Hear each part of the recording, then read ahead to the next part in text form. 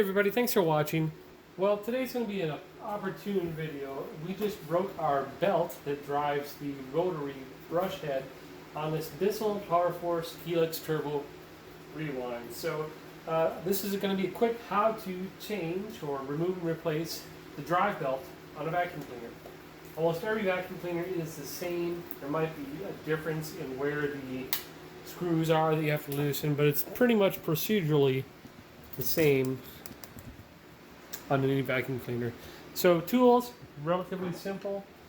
They do a good job of marking everything here. You can see right here, or maybe you can't, but it actually says in raised letters, belt and brush roll access. To remove, use screwdriver.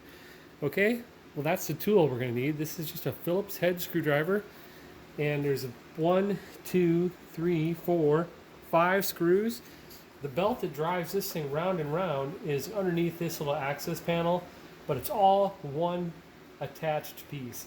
So I'm going to go fast time. We'll undo all 5 of these, 1, 2, 3, 4, all 6 of these screws, and I'll let you enjoy my favorite and only banjo song. Here we go.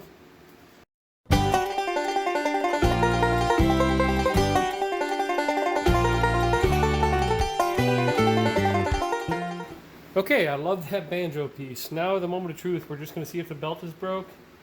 So we're going to pull this out. Let's see, did we get it all? Whoops.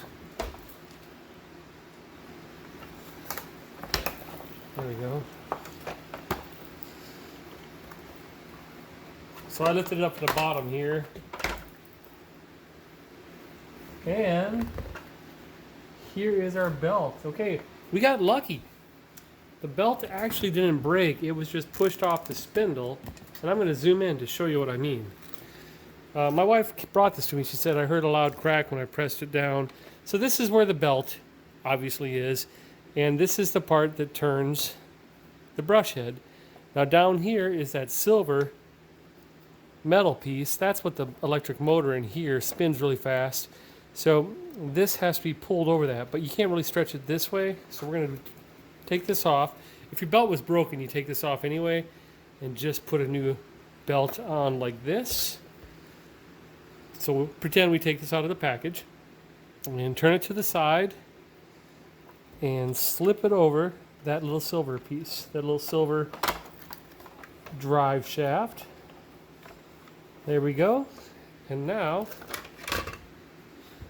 put the other part over the head. Now this is where you have to stretch it up, but they're designed to do this. It's not terribly hard, but can be a little wiggle and waggle. There we go. And if you have a spare vacuum, this is a good time to clean the rest of this stuff out. I'm gonna go get a handheld one and we'll clean this up and then we'll button it up.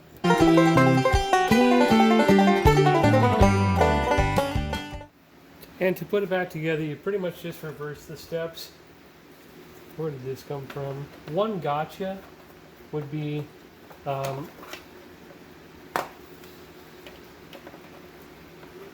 to not over tighten the screws, because it's just plastic on plastic, so don't over tighten them. That'll be bad. Okay, line these up.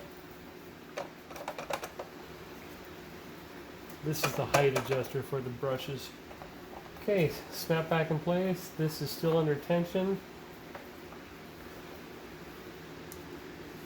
Back to fast time, putting these on.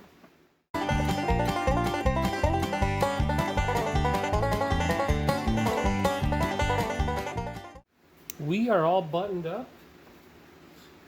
Just run your finger along the seams, make sure everything's in place, nothing's pushed out of whack. And this turns with a little bit of pressure. There it goes.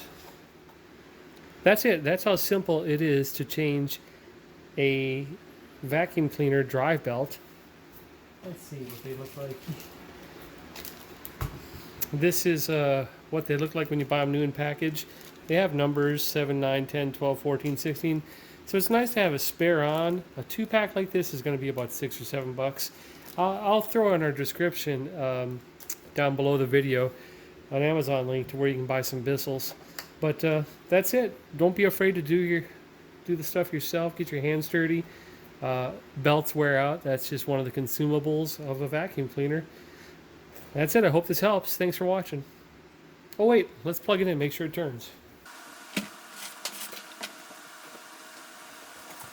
We need a drum roll. Nobody tell my wife that we did this on our kitchen cupboard. It'll be our secret. Here we go.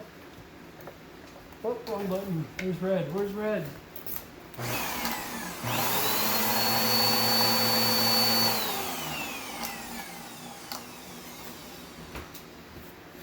Okay, one screwdriver, 7 minutes, and you're back in business. Thanks for watching.